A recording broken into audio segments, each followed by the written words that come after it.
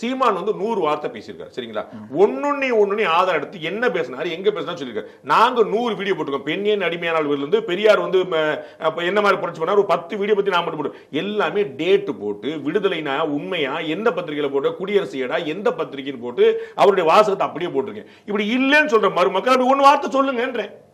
திருக்குறள் பத்தி அவர் இப்படி சொல்லலங்க, கம்பராமாயணம் பத்தி இப்படி சொல்லல சொல்லிருக்காருல்ல சார். அது தானங்க நான் சொல்றேன். ஏன் மொழியை இழிவுபடுத்தி ஏன் சொல்லிருக்காருன்னு பார்க்கணும்ல. எப்படி சார் சொல்றீங்க? என்னை திருட்டு பையன் சொல்லி சொல்றீங்க, என்னை வாழ்த்துறீங்களா நீங்க? பெண்கள் அடிமையா ஒரு இடத்துல நீங்க போர்ட்ரேட் பண்றீங்கன்னா அதை எதிர்க்கிறாரு.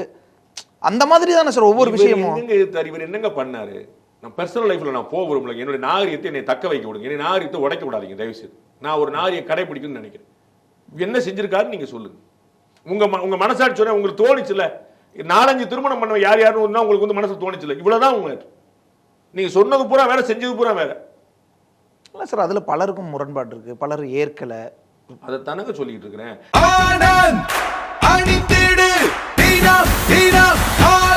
ஆனந்த், ஒரு சுகமான உள்ளாடை.